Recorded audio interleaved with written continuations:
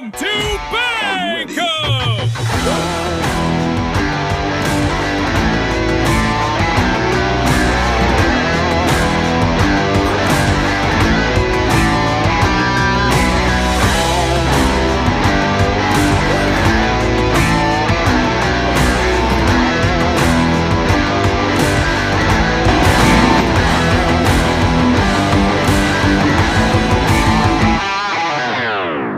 तो चलिए शुरू से शुरुआत करते हैं। एज़ यूजुअल मेरी मॉर्निंग की फ़्लाइट की वजह से मैं रात भर सो नहीं पाया और इस इंसान को देखिए नींद में कैसी बातें कर रहा है।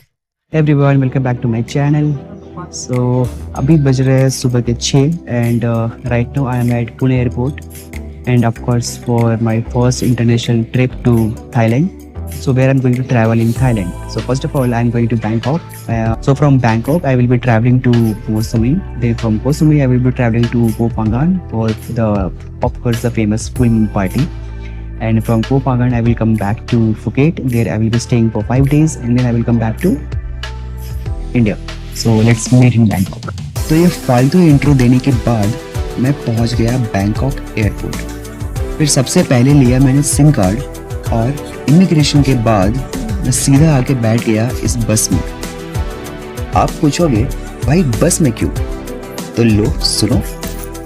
तो मुझे बस का जो कॉस्ट लगा वो मुझे लगा 60 बात, जो कि 300 बात जो कि मुझे एक नॉर्मल कैब पर दिखा रहा था उससे बहुत ही कम है. सो अगर आप सोलो ट्रैवल कर रहे हो तो यहाँ पे बहुत ही चीपर ऑप्शन एंड काफ़ी कन्वीनियंट भी है. आपको ज़्यादा वेट नहीं करना है, बस बाहर लगी रहती है. आपको बस बाहर निकलना है, बस में बैठना है एंड बस आपको पहुँचा देगी बस. और बस का नाम मैं आपको फिर से बता दे रहा हूँ, S1 एयरपोर्ट बस. फिर 37 किलोमीटर्स की जर्नी 1 घंटे में कंप्लीट करके मैं पहुँच गया खा सान रोड, जहाँ मैंने हॉस्टल में बुकिंग कर रखी थी. तो एयरपोर्ट से लेके यहाँ तक ये बस ने मुझे सिर्फ 60 बात चार्ज किया है, जो कि बहुत ही कम है. और ये बस फुल एसी बस थी, तो आपको कोई भी दिक्कत नहीं आएगी. उसमें बैठने के लिए काफ़ी स्पेशियस है, कोई भीड़ भाड़ नहीं होगी, काफ़ी ईजिली आप आ सकते हो इसमें. This is the first look of hostel. और एक अच्छी बात यहाँ पे ये हो गई कि जो मेरा हॉस्टल है, बेड स्टेशन हॉस्टल, वो यहाँ से जस्ट 2 मिनट्स की वॉक पे है. तो इट्स अराउंड 150 मीटर, तो जो कि मैं आराम से 2 मिनट में पहुँच जाऊँगा विद माई लगेज. कोई इशू नहीं है बिकॉज रास्ते इतने अच्छे हैं.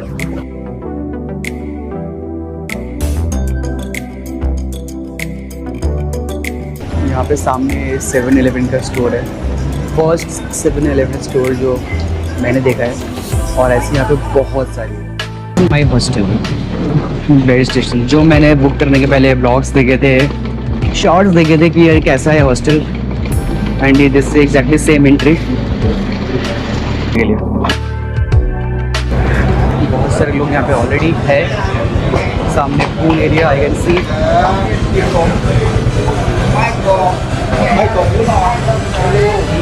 वीकली एक्टिविटीज़ यहाँ पे Monday game night, pong tournament, Tuesday pub crawl.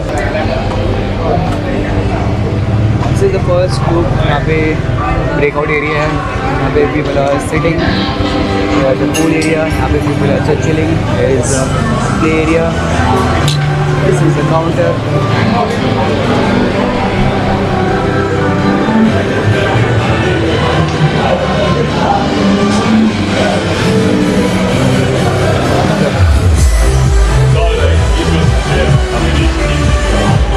यहाँ पे एक पूल टेबल भी है. The gym area, my favourite.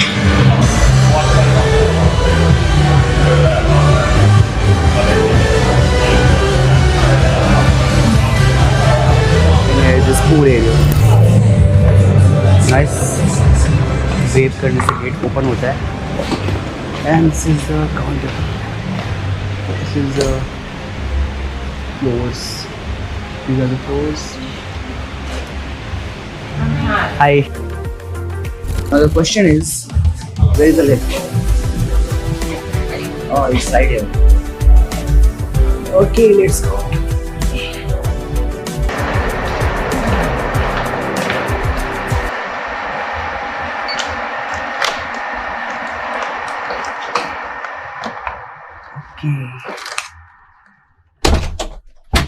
Side. Entry करने के साथ ही दिस इज़ माई बेड। जो कार्ड था वो हमें यहाँ डालना होता है ताकि हमें लाइट्स मिल सके एंड चार्जिंग एक्सेस मिल सके। So this is my bed, it's good, काफ़ी कोजी एंड काफ़ी स्पेशियस भी है for single person. And there other beds, there lockers, I have already brought locks, so there's no issue.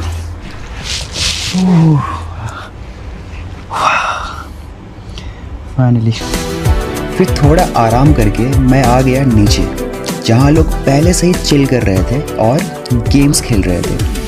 मैं सोच ही रहा था कि मैं क्या करूँ, तो उतने में ही वहाँ की इवेंट ऑर्गेनाइज़र आके मुझसे पूछती है, we are 1 player short to start a game, would you like to join? तो मैंने बोला वाई नॉट। बट दिक्कत ये थी कि पहली बार लाइफ में मैं ये बियर पॉन्ग गेम खेल रहा था, सो ऑब्वियसली मैं बड़ा ही गंदा खेल रहा था। बट अच्छी बात ये थी कि सामने वाले मुझसे भी गंदा खेल रहे थे और इस वजह से हम ये गेम किसी तरह जीत गए और मैंने मेरी नाक कटने से भी बचा ली। और इस गेम के ख़त्म होते होते मुझे अपने सारे इंडियन भाइयों ने अपना दोस्त भी बना लिया, जिनके साथ मैं खाउसन रोड घूमने निकल पड़ा। तो अभी मैं घूम रहा हूँ खाउसन रोड पे एंड रात के भी 10:30 बज रहे और यहाँ पे देखो crowd.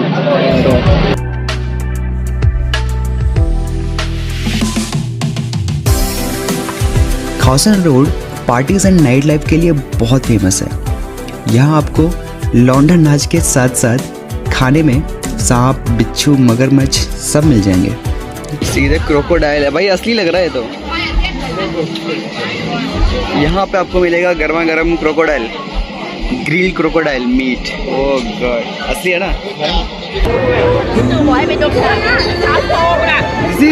This is snake or what? Yeah. Snake?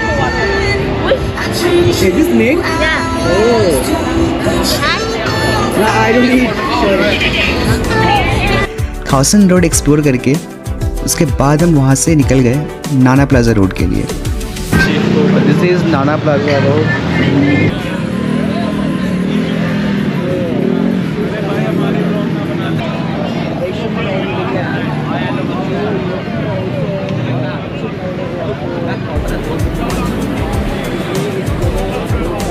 इसके बाद मैंने बोल्ट से बाइक बुक करी और सीधा वापस मेरे हॉस्टल आ गया।